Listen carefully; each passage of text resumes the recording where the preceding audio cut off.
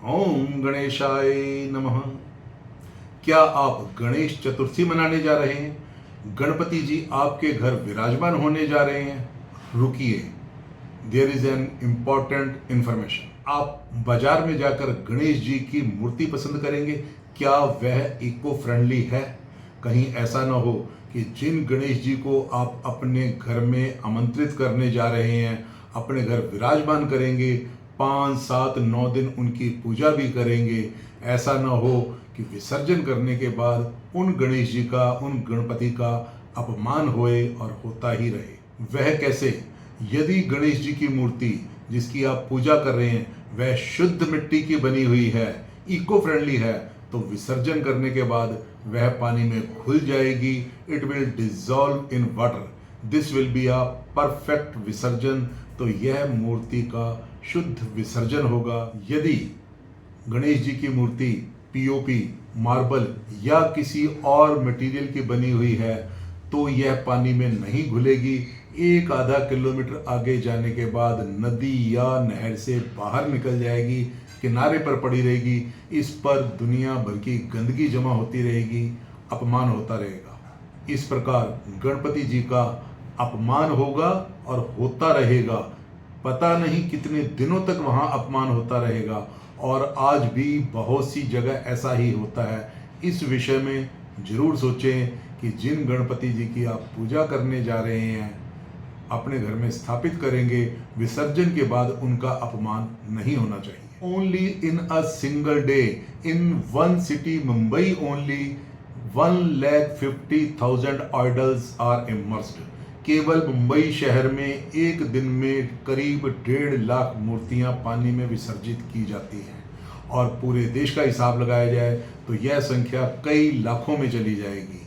और इतनी ही मूर्तियां हर साल जो विसर्जित की जाती हैं, उसमें से जितनी मूर्तियां मिट्टी के अलावा किसी भी और मटेरियल की बनी होती हैं, उन सब का अपमान होता है, गणपति जी का अपमान होता है और कई दिनों तक होता रहता है। कृपया इसे अवॉइड करने की कोशिश करें। इसका भी कोई ना कोई हल है।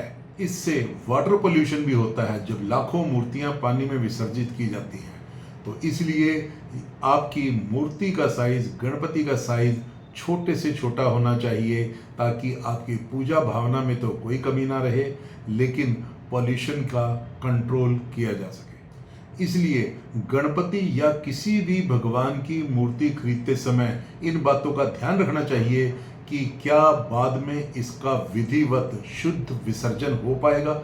इसलिए मूर्ति मिट्टी की बनी होनी चाहिए जो कि इको फ्रेंडली हो, पानी में घुल जाए, और मूर्ति का साइज छोटे से छोटा होना चाहिए, क्योंकि जिन गणपति की आप पूजा करते हैं, जिनसे आशीर्वाद लेते हैं, वह भगवान की मूर्ति के साइज पर नहीं बल्कि आपकी निष्ठा, श्रद्धा, भावना पर डिपेंड करता है।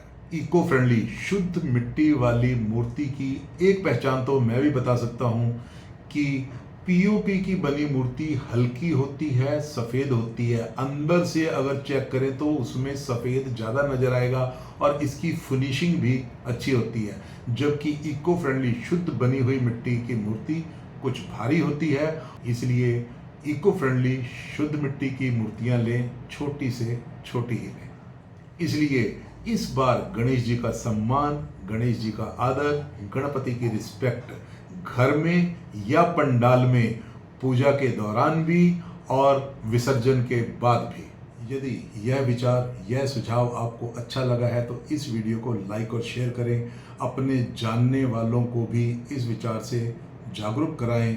Spread this awareness amongst your family and friends. और यदि अभी तक इस चैनल को सब्सक्राइब नहीं किया तो कृपया आज सब्सक्राइब भी कर ही दें। धन्यवाद। ओम गणेशाय नमः।